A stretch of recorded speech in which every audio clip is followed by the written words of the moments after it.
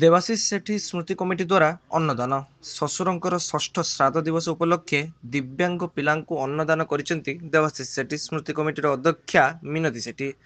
ଶ୍ୱଶୁର ଏବଂ ସ୍ୱାମୀ ସ୍ୱର୍ଗତ ସୋମନାଥ ସେଠୀଙ୍କ ଦେହାନ୍ତ ପରେ ଭାଙ୍ଗି ପଡ଼ିନାହାନ୍ତି ଶ୍ରୀମତୀ ସେଠୀ। ସୋମନାଥଙ୍କ ନାମରେ ସୋମନାଥ ସେଠୀ ସ୍ମୃତି କମିଟି ଗଠନ କରିଛନ୍ତି ଏବଂ ବିଭିନ୍ନ ସମୟରେ ବିଭିନ୍ନ କାର୍ଯ୍ୟକ୍ରମର ଆୟୋଜନ ମଧ୍ୟ କରୁଛନ୍ତି। ସୋମନାଥ ସ୍ମୃତି କମିଟି ଦ୍ୱାରା କେତେବେଳେ ବୃକ୍ଷରୋପଣ ତ କେତେବେଳେ ଜଳଛତ୍ରର ଆୟୋଜନ ମଧ୍ୟ ହେଉଛି। ଏମିତି ସମସ୍ତ କାର୍ଯ୍ୟକ୍ରମ କରି ସେ ଆନନ୍ଦ ସାଉଣ୍ଟୁଛନ୍ତି ବୋଲି କହିଛନ୍ତି ଶ୍ରୀମତୀ ସେଠୀ। ସ୍ମୃତି କମିଟି ତରଫରୁ ମୋର ଆମ ବାପା ଯାହାକୁ ମୁଁ ଶ୍ୱଶୁର କହିବାକୁ ଭଲ ଲାଗେନି, ସବୁବେଳେ ମୁଁ ବାପା ବୋଲି ଡାକେ, ତ ତାଙ୍କର ଆଜି ଷଷ୍ଠତମ ଶ୍ରାଦ୍ଧ ଦିବସ ଅବସରରେ ମୁଁ ତାଙ୍କୁ ଭକ୍ତିପୂତ ଶ୍ରଦ୍ଧାଞ୍ଜଳି ଅର୍ପଣ କରୁଛି ଏବଂ ଆପଣମାନଙ୍କ ମାଧ୍ୟମରେ ମୁଁ ଜଣାଇବା ପାଇଁ ଚାହୁଁଛି ଯେଉଁ ଆଜି ଯେଉଁ ଏଇ ମୁଖବଧିର ସ୍କୁଲରେ ଖାଇବାକୁ ଦେଉଛି ତାଙ୍କ ଉଦ୍ଦେଶ୍ୟରେ, ତ ସେମାନଙ୍କ ପାଖରେ ସମସ୍ତେ ପହଞ୍ଚନ୍ତୁ ଏବଂ ଯେହେତୁ ମୋ ଶ୍ୱଶୁର କିମ୍ବା ମୋ ସ୍ୱାମୀ ଏଇସବୁ ପିଲାମାନଙ୍କୁ ଭଲ ପାଉଥିଲେ, ତ ତାଙ୍କ ପାଇଁ କିଛି କରିବାକୁ ଚାହୁଁଥିଲି, ତ ମୁଁ ଚେଷ୍ଟା କରୁଛି ତାଙ୍କ ଭଳି କିଛି କରିବା ପାଇଁ ଏବଂ ତାଙ୍କର ଯେଉଁ ଇଚ୍ଛା ଥିଲା ତାକୁ ପୂରଣ କରି ଏଇସବୁ କାର୍ଯ୍ୟକ୍ରମକୁ ଆଗେଇକି ନେବା ପାଇଁ।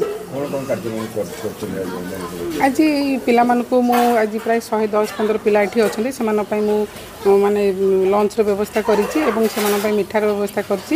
ଆଉ ସନ୍ଧ୍ୟାବେଳେ ସେମାନଙ୍କ ପାଇଁ କିଛି ମୁଁ ରଖିଛି ମାନେ ରାତିର ଖାଦ୍ୟ ଦେବା ପାଇଁ, ଯେଉଁ ସେମାନେ ରାତିରେ ଖାଇବେ। ତାଙ୍କୁ ବର୍ତ୍ତମାନ ମୁଁ ଲଞ୍ଚର ବ୍ୟବସ୍ଥା କରିଛି, ସେମାନଙ୍କୁ ଖାଇବାକୁ ଦେବି।